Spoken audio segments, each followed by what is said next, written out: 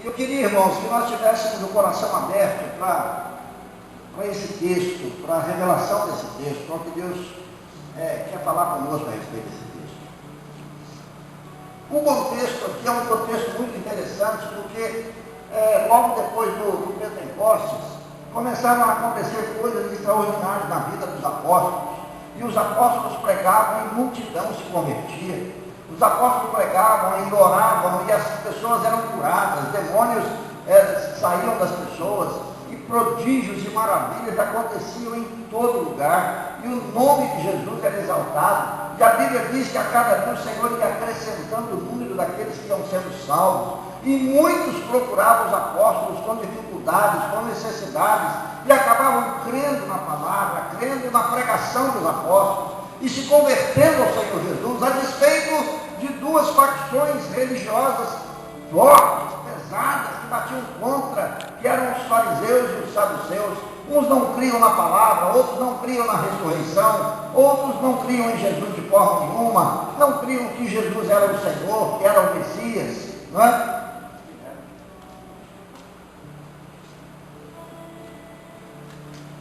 E diante de uma perseguição ferrenha, a igreja crescia, irmãos, crescia de forma vertical. A igreja crescia de uma forma que deixava Jerusalém polvorosa. As regiões em volta de Jerusalém começaram a receber a palavra, não é? E as coisas começaram a acontecer de uma forma forte demais. Paulo logo depois Saulo se converte em Paulo e começa a fazer coisas extraordinárias, fazendo viagens missionárias que alcançou toda a Ásia, toda a Europa. O mundo todo ouviu falar de Jesus, e o mundo inteiro ouviu que Jesus era o Senhor, que ele era o Messias, e que ele tinha vindo, e que coisas tremendas iam acontecer na vida do povo. O povo ia ser salvo, o povo ia ter uma nova esperança, o povo ia ter remitivo. Agora eu posso ir, agora eu posso segurar, eu posso estar seguro dentro de mim mesmo, porque eu tenho alguém que vai por mim, que abre o caminho. E as coisas começaram a acontecer dessa forma.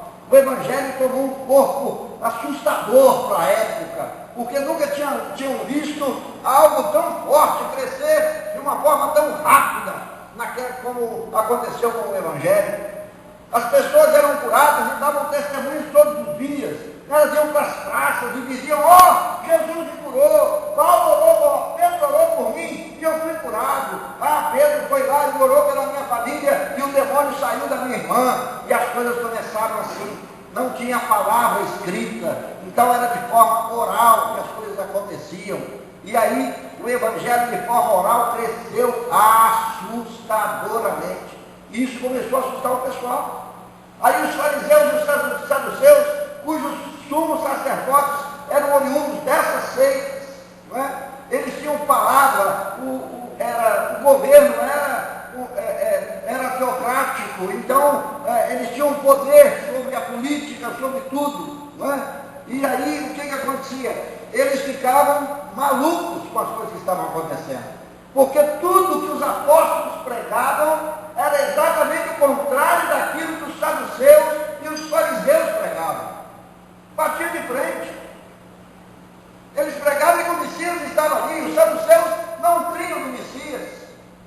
Os fariseus não criam no advento de Jesus, no advento do Messias, que o Messias tinha vindo. E não criam que Jesus poderia ser o próprio Deus. Então batia de frente, a pregação batia de frente. Esse contexto é o contexto onde eles prendiam esses apóstolos e açoitavam esses apóstolos terrivelmente, e dizendo para eles para que a boca deles se calasse, que eles não dissessem mais absolutamente nada sobre o Evangelho, com pena de serem mortos, e nem assim eles se calaram. E nesse capítulo 4, por exemplo, eles são presos. De repente eles são presos, capítulo 5. E no capítulo 6, conta essa história. E o capítulo 5 aqui, a partir desse versículo 17 que nós vemos, fala aí: levantando-se o sumo sacerdote e todos os que estavam com eles, encheram-se de inveja por causa das coisas que estavam acontecendo com os apóstolos. enchendo de vida.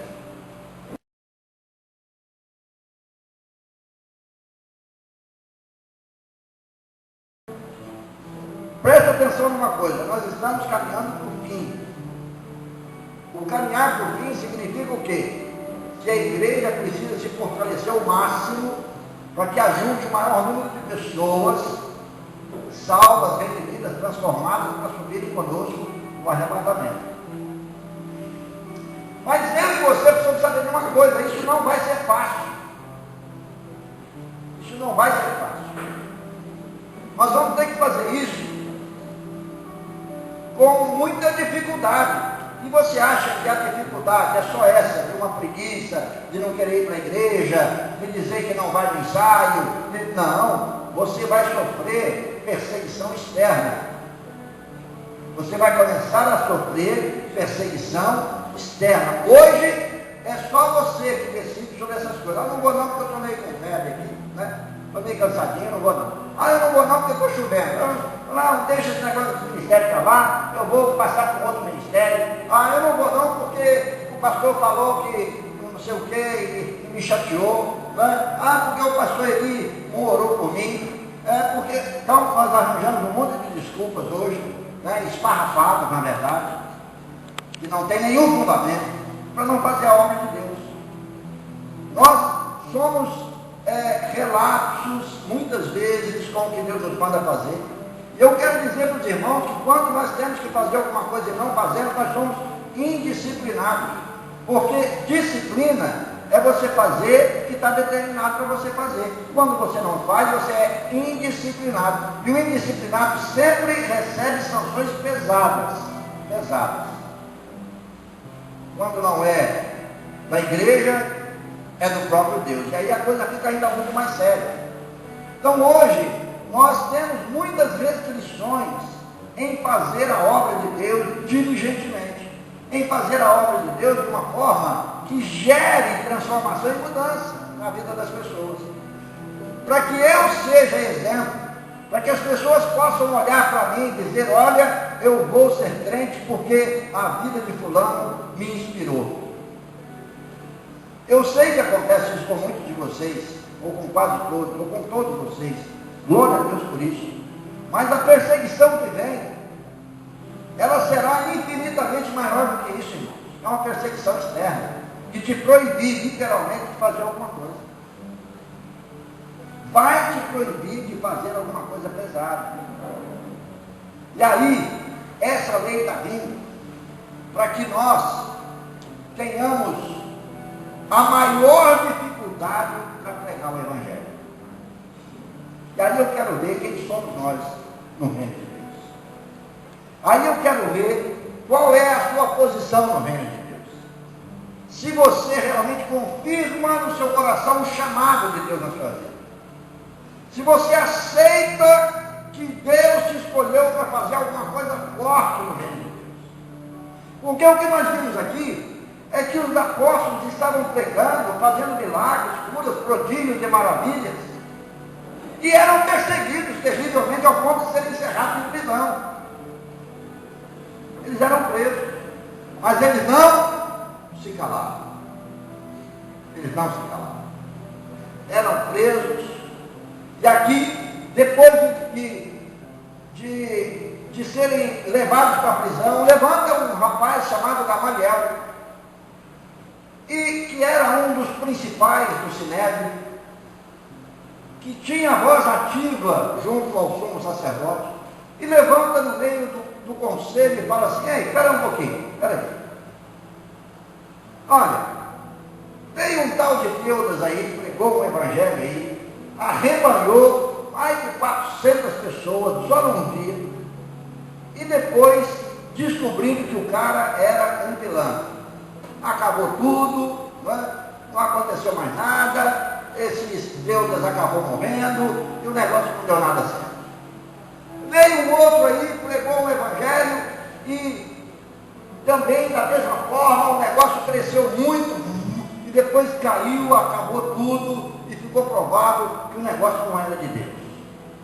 Então, eu quero sugerir a você, e a vocês do conselho, que deem uma oportunidade a esses homens. Se não for de Deus, como vocês estão falando, rapidamente vai acabar, né? Rapidamente vai diluir a ideia deles e não vai ter nenhum sucesso. Mas, se for de Deus, vamos esperar, vamos dar uma oportunidade para eles. Aí na Bíblia diz que depois dessa palavra, os sumos sacerdotes aceitaram a palavra de Gamaliel. E depois de açoitar os apóstolos, os soltaram. E sabe o que aconteceu com os apóstolos depois de soltados? Olha bem.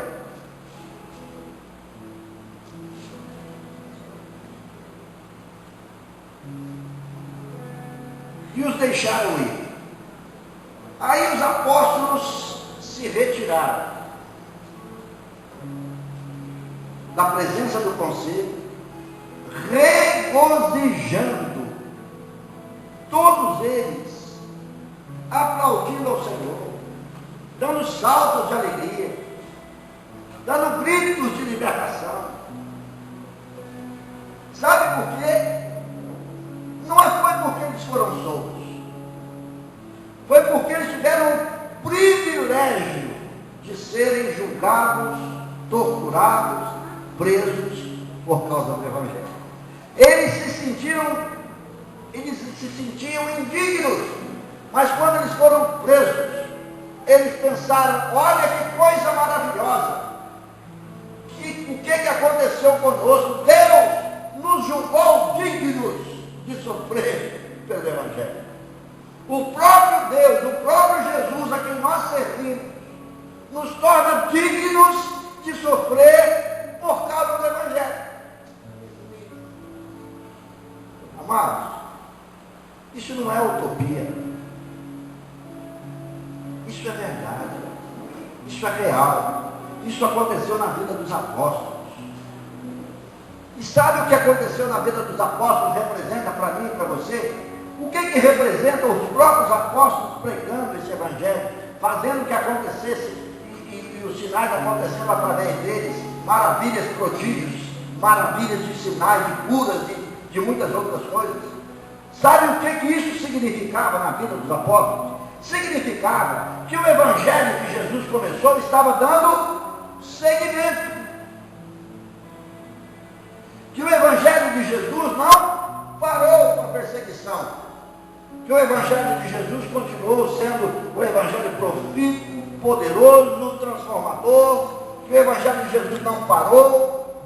O que os apóstolos faziam era estar totalmente felizes, não somente porque estavam fazendo o Evangelho de Jesus continuar, mas porque eles se sentiam indignos de tanta coisa que Jesus fez na vida deles. E quando sofriam, eles se regozijavam dizendo: puxa vida, Jesus olhou para mim e me achou digno de sofrer por ele. Jesus olhou para mim e me escolheu e me achou digno de sofrer por causa desse Evangelho transformador. Isso é a maior bênção que eu posso receber.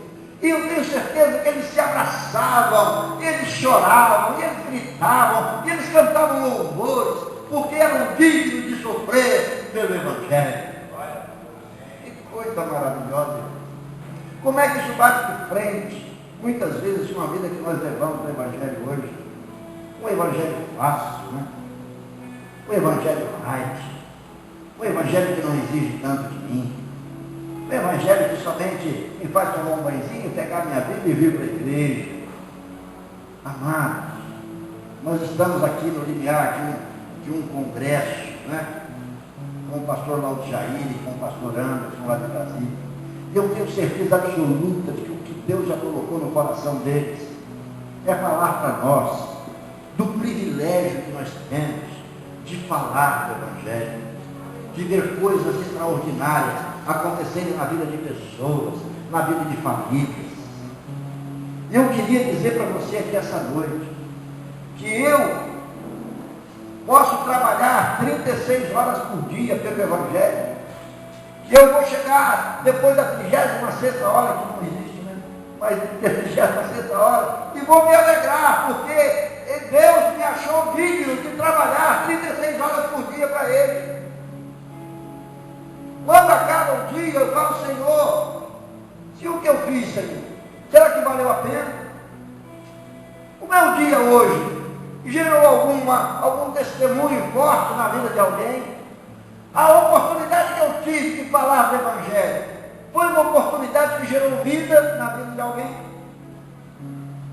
O meu olhar para uma pessoa, o que gerou? Terror, gerou insegurança ou gerou paz no coração da pessoa? E o meu sorriso, Senhor, como é que foi? E a minha palavra, o que gerou no coração da pessoa? Nós podemos terminar o nosso dia pensando nisso, irmãos. Se o que eu fiz durante o dia foi fazer com que o Evangelho continue forte, poderoso, transformador, mesmo que eu não seja usado com tantos sinais, prodígios e maravilhas, se eu acho que nós podemos ser usados assim também, da mesma forma que os apóstolos eram usados, o dia que eu e você entendermos que vale a pena sofrer pelo Evangelho, o dia que nós entendermos que quando formos perseguidos, nós fazemos a mesma oração que os apóstolos fizeram, Senhor, muito obrigado, porque eu sou digno, o Senhor me achou digno de sofrer pelo Senhor.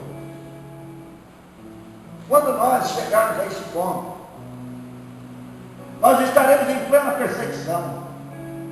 A igreja estará acuada num canto, mas com a palavra profética liberada. Não mais com a boca fechada, e dizendo para os saduceus e para os fariseus, o meu Jesus reina nesse lugar. O meu Jesus reina na minha vida. O que eu prego é a verdade do fim, e todo joelho se dobrará, toda língua confessará que esse Jesus é o Senhor. O dia que eu tiver essa perspectiva, de ver a igreja avançando, não mais de uma forma livre como é hoje, mas debaixo de muita perseguição, mas a igreja não parando, porque eu não parei, eu posso dizer, agora Senhor, eu me regozijo, porque sou usado pelo Senhor nesse tempo de perseguição. Aleluia. Agora Senhor, eu me regozijo, porque eu tenho que me sacrificar para fazer com que esse evangelho não pare. Eu tenho que fazer, de dar todas as minhas forças, ir até as últimas consequências, para ver o Evangelho progredir, e não mais ter desculpas esfarrapadas para não fazer a obra de Deus. Aí sim eu posso dizer, Senhor, muito obrigado, louvado seja o teu nome, porque hoje eu me sinto digno de sofrer por causa do teu Evangelho.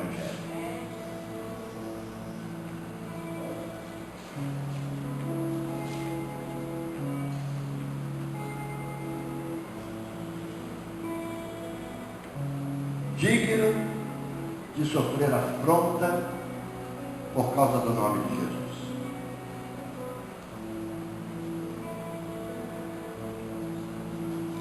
E aí, o versículo 42 diz assim: e todos os dias, no templo e nas casas, não cessavam de ensinar e anunciar a Jesus Cristo, o Senhor.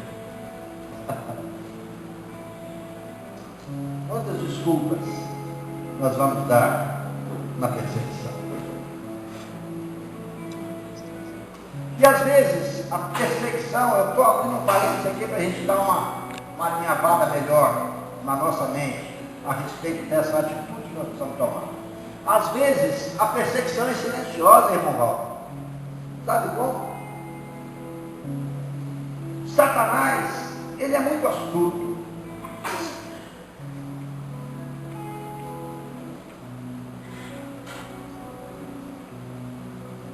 Eu vou dar vida a isso que eu quero dizer. Por exemplo, a CSP era uma empresa que tinha muitos funcionários em cada seção, e cada um trabalhava aquilo que podia, né? E tinha o seu horário de descanso, tinha para casa, não estava tão cansado, não era tão pressionado. Mas quando a CSP foi privatizada e foi vendida a ArcelorMittal, Onde trabalhavam 10 pessoas, hoje tem 2. O nível de pressão nas sessões de trabalho da ArcelorMittal é infinitamente maior do que era antes. Sabe por quê? Porque o plano do diabo é cercear você, é enclausurar você, é deixar você preso dentro de um projeto que não tem nada a ver com Deus, não tem nada a ver com família, não tem nada a ver com a sua vida social, com a sua vida... Não, ele quer trazer você dentro de uma caixinha, somente com o pensamento, produção, produzir, meu chefe, meu supervisor, minha empresa, e aí o que acontece? Sua mente é tomada por isso, o seu físico se torna um físico cansado, não é? Horários terríveis de trabalho para não te deixar ter tempo para absolutamente mais nada, a não ser do trabalho, de você chegar no trabalho, dormir e levantar na hora de ir para o trabalho, e vai para o trabalho, trabalha, e volta, e dorme, e vai para o trabalho, sem folga, sem nada. O tempo que você tem de folga, ela arranja um jeito de te levar para lá, para te dar um treinamento, e você não tem mais sossego, você não tem mais folga, você não tem mais nada, e esse é o projeto do diabo para tirar você do plano de Deus, para tirar você do Evangelho, para tirar a sua mente de que você foi chamado para ser um apóstolo de Deus, para que os projetos de Deus se cumpram na sua vida, para que você seja um homem ou uma mulher de sinais, prodígios e maravilhas. Muito pelo contrário, agora você vive para você e para a empresa, para uma empresa, você, e não tem tempo para mais nada, absolutamente nada. Então esse é o início do projeto do diabo, deixar você enclausurado.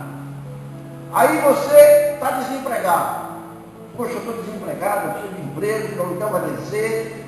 Aí você ora, Senhor, eu estou precisando de um emprego. Aí você vai para o vale, clama, em alta voz, e de repente um demôniozinho que está lá escuta a sua oração, né? E leva lá para o conselho do diabo, e fala assim, ó, fulano, mas nós não podemos dar um trabalho para ele, tem tempo não, hein? Cuidado. Aí arranja um trabalho para você, minha irmã, lá no shopping, de 14 às 22, todos os dias, inclusive domingo. Que trabalho é esse, minha irmã? Tem misericórdia. De tirar você do convívio da família, de não ter tempo mais de ir à igreja, de não poder mais fazer a sua célula, de não poder mais ir no discipulado. Essa é a perseguição silenciosa de Satanás contra nós. Aí chega para o balão e fala, o balão, tem um emprego para você, está desempregado, está sem dinheiro, tem um emprego para você lá no Rio de Janeiro. Leva o balão lá para o Rio de Janeiro, para ficar 3, 4 vezes no Rio de Janeiro, né? Eu sei lá o que estava acontecendo naquele lugar, e o tempo exíguo, de muito trabalho, de não poder ir à igreja, né? E de repente lendo a Bíblia, firmando ali, tentando firmar, dando o maior sacrifício para não deixar os passos serem desviados, mas sem entender que ele não foi chamado para trabalhar, ele foi chamado para ser servo de Deus. O trabalho vai ser uma consequência natural da sua vida. E aí vem essa perseguição silenciosa. Aí vem o diabo, ajeita uma coisa e fala, vou te dar a oportunidade de você montar um comércio para você. O seu comércio vai ser uma bênção, vai te dar muito dinheiro, não é? E você vai ficar livre para poder fazer as coisas que você quer. Aí te dá um trabalho escravizador, não é? De todos os dias, inclusive domingo, trabalhar de noite, de não ter tempo de absolutamente mais nada, de servir ao Senhor, de ir à igreja, de fazer com que o Evangelho seja vivo na sua vida e que você seja instrumento de transformação do lugar e das pessoas onde você mora, do lugar onde você mora. Essa é uma perseguição silenciosa. Nós não percebemos muitas vezes. Às vezes vem alguém, pastor, ora por mim, que eu recebi uma proposta assim, assim, assim. Falei, irmão, peraí, vamos orar direitinho. Será que é de Deus isso aí? Presta atenção. E eu sei de pessoas aqui na igreja que não aceitaram a proposta, que era essa proposta enclausuradora, escravizadora de Satanás, e depois Deus deu um emprego melhor. Então nós precisamos ter visão espiritual. Né? Deus não chamou o irmão Walter para ser somente um engenheiro químico lá da prefeitura de Vitória. Deus chamou o irmão Walter para ser um servo de Deus. Ele está lá exercendo uma função de químico lá na prefeitura de Vitória, mas acima de tudo ele é servo de Deus. Lá ele tem que desenvolver o projeto de Deus na vida dele. Da mesma forma, cada um de nós não fomos chamados para ser engenheiro, para ser mecânico, para ser bióloga, para ser farmacêutica, para ser nada disso. Deus não nos chamou para isso. Deus nos chamou para sermos servos de Deus. Exercer uma função vai ser consequência natural da nossa vida, por causa da nossa sobrevivência física. Mas nós não podemos entender que a nossa profissão, o que nós fazemos, é maior do que o chamado de Deus na nossa vida. Porque o dia que nós invertermos, despolarizarmos o negócio, nós estamos andando na contramão de Deus, em reta de colisão com Deus e fazendo a vontade do diabo, do plano de Satanás, de tentar te desviar o máximo da presença dele. Porque o dia que você supervalorizar a sua profissão em detrimento do Evangelho, de você não poder ir a uma célula porque você está trabalhando, de você não poder fazer o seu discipulado porque você tem que fazer isso assim assado, você está invertendo os valores. E não é isso que Deus tem para você. Não foi para isso que Deus te chamou. Deus te chamou para ser servo dele, para fazer a vontade dele.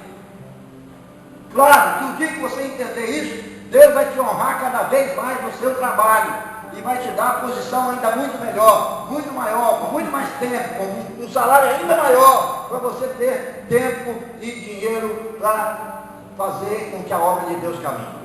Então, eu e você temos uma responsabilidade de não deixar o Evangelho ser paralisado. O Evangelho precisa continuar. Da mesma forma que os apóstolos assumiram isso no corpo, na alma e no espírito. E eles caminharam em detrimento de toda a perseguição, sofrendo todas as perseguições, todas as injúrias, todo tipo de açoite, de prisão. Eles não pararam. Por que nós temos que parar? Não é verdade? Então vamos assumir a nossa posição no reino de Deus. Quem somos nós no reino de Deus? Não, eu quero hoje, em nome de Jesus, repreender todo nível de crise existencial na sua vida. Porque a crise mente para você. A crise te deixa completamente atordoado com as coisas que estão acontecendo. Então toda a crise fora da sua vida em nome de Jesus. E você começa a vislumbrar agora o que Deus tem para você, por que e para que Ele te chamou. Você não é salvo por acaso. Então faça a obra de Deus. Faça a obra de Deus. É o que está escrito no Salmo 34. Buscai primeiro o reino de Deus e a sua justiça. Tudo mais está. Entrega o teu caminho ao Senhor e confia nele. E confia nele. Amém. O que é confiar nele? É você fazer primeiro o que você pode, para depois ver se ele pode te ajudar em alguma coisa, ou entregar a sua vida a ele. Dizendo, Senhor, a minha vida, não preguei domingo aqui sobre quem é que faz o controle da sua vida, se é você ou se é Deus. Então é a mesma coisa. É a mesma coisa. Quem sabe Deus está nos direcionando para um lugar. Não é? Não tinha nenhuma relação essa mensagem com a mensagem de domingo. Pelo menos no meu coração. Não é? Mas o que Deus faz é o melhor. Então o que Ele está fazendo é nos direcionando. É colocando os nossos pés num lugar firme, para que nós possamos caminhar seguros e termos um destino. Na visão celular a gente diz o quê? Estabeleça metas para a sua vida. Porque quem não estabelece metas pode ir a qualquer lugar. Mas quem estabelece metas vai a um lugar seguro. Quem estabelece metas vai para um lugar seguro. Quem não estabelece, quem deixa um dia viver após o outro, chega a todos os lugares, a qualquer lugar, sem nenhum êxito na sua vida. Mas quem estabelece metas, chega com êxito a um lugar seguro. Pense na sua vida como um propagador do Evangelho, como um arauto do Senhor, como uma pessoa que foi separada, que foi chamada, que foi sarada, convertida, chamada por Deus, para que esse Evangelho não paralisa. Será que é você? Fica de pé, vamos orar.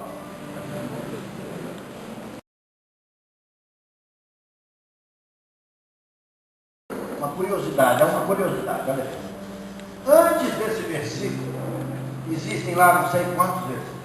Depois desse versículo, existe a mesma quantidade que existe antes. Ou seja, o que significa isso para nós? Que o versículo 8 do Salmo 118 é o versículo central da Bíblia. É o texto áureo. E sabe o que diz lá? É melhor confiar no Senhor do que confiar nos homens. É melhor confiar no Senhor do que confiar nos homens. Que coisa tremenda.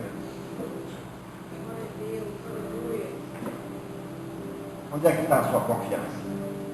No seu trabalho? No seu conhecimento? No seu status? Onde é que está a sua confiança? Na sua conta bancária? Todos os meus líderes que subiram para ministrar nesse reencontro me honraram muito. Todos eles falaram, não é, de algo que foi a marca da inauguração daquele sítio, que foi a fé sobrenatural. Fé de não ver nenhuma possibilidade de repente nós estarmos inaugurando aquele lugar. Aleluia. Onde está a nossa confiança? Nos nossos recursos ou no Senhor?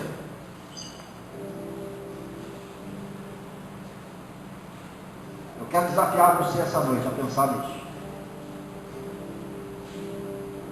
Para que você foi chamado?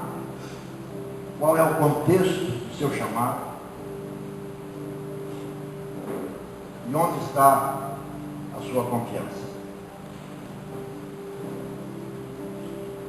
Nós olhamos para a igreja e nós vemos muitas pessoas capacitadas.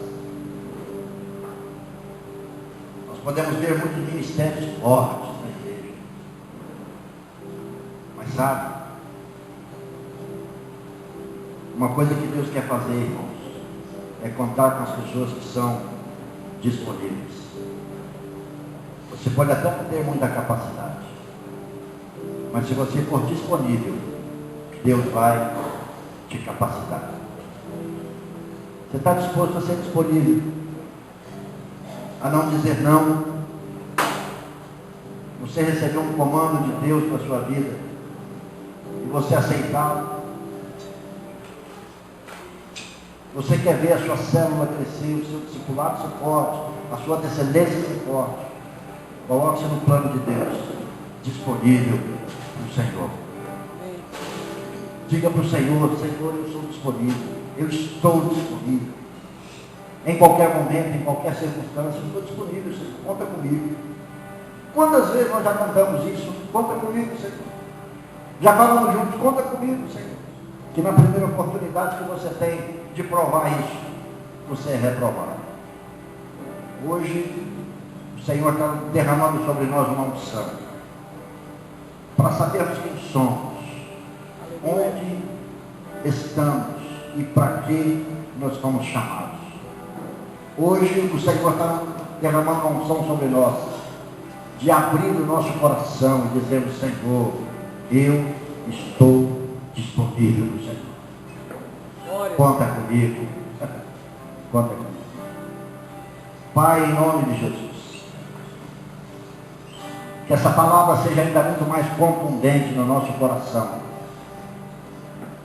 Eu sei, Deus, que nós somos limitados, que nós não falamos tudo o que é necessário falar, que precisa falar, mas louvado seja o teu nome, que o teu Espírito é que geme por nós com gemidos inexprimíveis, é que fala ao nosso coração, é que libera a palavra de conhecimento. É o teu Espírito que revela a tua palavra de uma forma ampla, contundente. Por isso eu te peço, Senhor, que o teu Espírito Santo ache agora os nossos corações plenamente abertos ao teu mover. E desse grupo que está aqui hoje na igreja, nasça, ó Deus, os homens e as mulheres disponíveis no teu reino. porque o Evangelho do Senhor não pode parar. O Evangelho do Senhor precisa ser propagado. Os sinais, prodígios e maravilhas precisam continuar. Ó Deus, a visão da igreja do Apocalipse, do Pentecostes, seja a visão da igreja de hoje, e nós possamos, ó Deus, muito embora um pouco diferente da cultura, do momento, da geografia, mas que o teu Espírito, que não está preso a nenhuma cultura, a nenhum estado geográfico, não está limitado a absolutamente nada, que esse mesmo Espírito que ungiu os apóstolos naquela época, seja, Pai, o Espírito que venha derramar sobre nós essa unção de poder, de transformação, ungindo as nossas vidas, nos capacitando, batizando com fogo cada um de nós, Pai, em nome de Jesus, e nós sejamos a igreja que viva o novo Pentecostes do Senhor. Oh, Pai, que haja um novo Pentecostes, que haja uma nova reforma. Oh Deus, como foi bom a reforma. Oh Pai, mas como nós estamos atrasados nessa reforma. Há necessidade urgente de termos uma nova reforma. Venha, Pai, reformar a nossa mente e o nosso coração. E o que Paulo escreveu aos Romanos seja a nossa verdade hoje. Não nos conformemos com esse mundo, mas transformemos na renovação da nossa mente, do nosso espírito, do nosso coração, para que saibamos qual seja a boa, perfeita e agradável vontade de Deus. Pai, que essa palavra seja a palavra rema, que nós não nos conformemos. Pai, que aqui esteja um grupo de homens e mulheres inconformados com a situação atual que nós vivemos, e nós passemos, ó Deus, a vivermos abundantemente o teu Evangelho, em nome de Jesus. Aleluia. Diga glória a Deus. Aleluia. Dê uma salva forte ao Senhor, porque Ele é digno. Glória a Deus.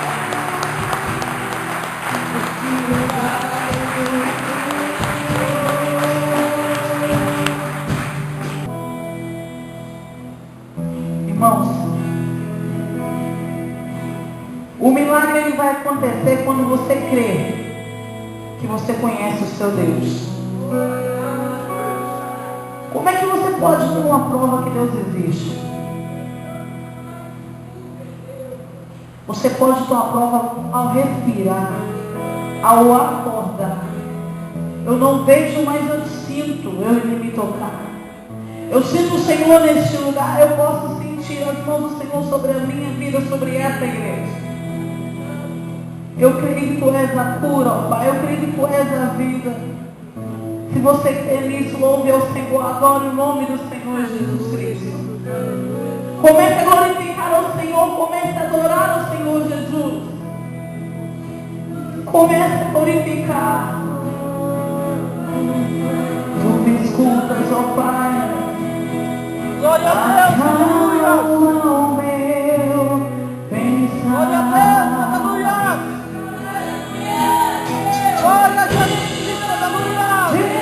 Pelo fogo, Glória a Deus, aleluia! curando todo meu ser. Eu confio.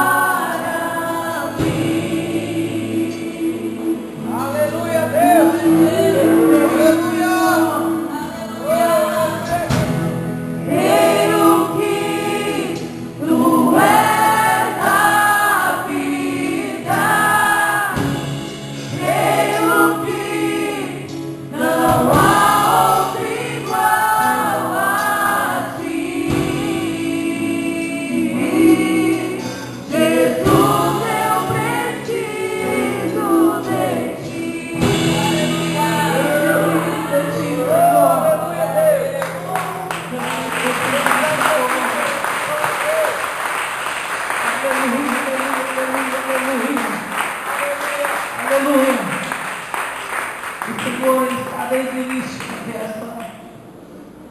Ele veio antes de tudo, Ele veio antes de tudo, Ele criou tudo. Estava, Senhor, desde o princípio, e antes mesmo que eu pecasse, antes mesmo que eu pecasse, o Senhor pagou um alto preço por mim na cruz. Antes mesmo que a palavra saia da tua boca, o Senhor te conhece, Ele sabe o que você pensa. Oh, aleluia. Adore ao Senhor. Aleluia, aleluia, aleluia.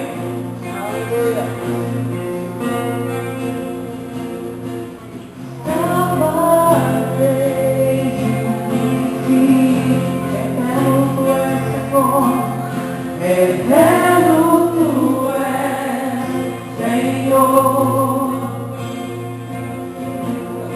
criaste do nada a terra, me rendo a ti.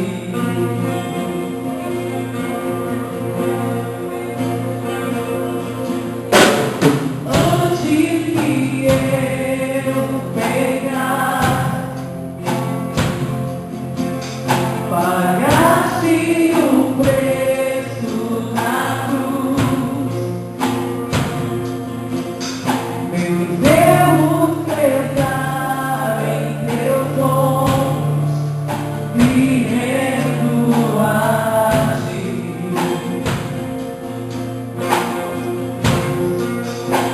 E posso dizer, Glória a Deus, aleluia. Glória a Jesus Cristo, aleluia. posso fazer. Glória a Deus, aleluia. Glória a Deus, aleluia. E não entregar a Deus, o meu coração.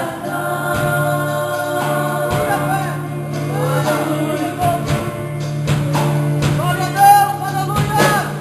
Na salvação pra mim, meu Espírito vive, o Espírito vive em mim. Declaro a tua promessa, me rendo a ti. O que posso dizer, que posso dizer,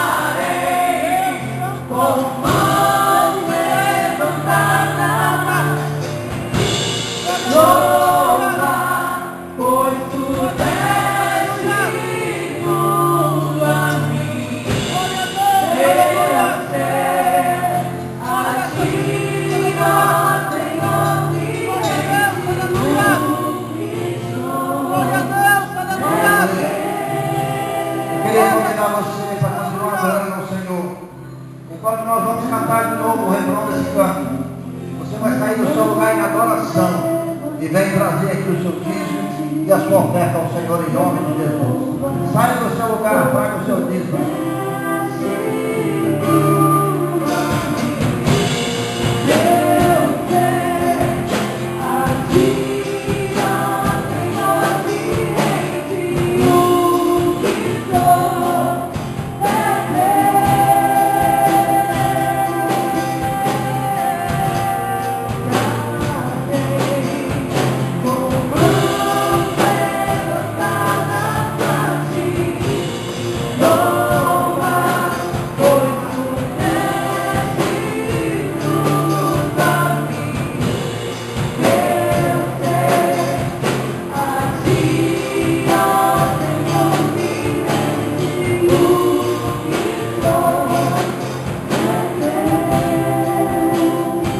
Senhor, nós queremos abençoar a vida de cada irmão, de cada irmã que veio até aqui à frente, em adoração a Ti, ó Pai, reconhecendo a grandeza, o poder do Senhor, sabendo que todas as coisas vêm de Ti.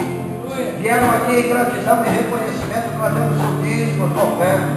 Ó Pai, que eu possa abençoá-los com toda sorte de bênção, que as promessas da Tua palavra, Senhor, se cumpram na vida de cada um deles.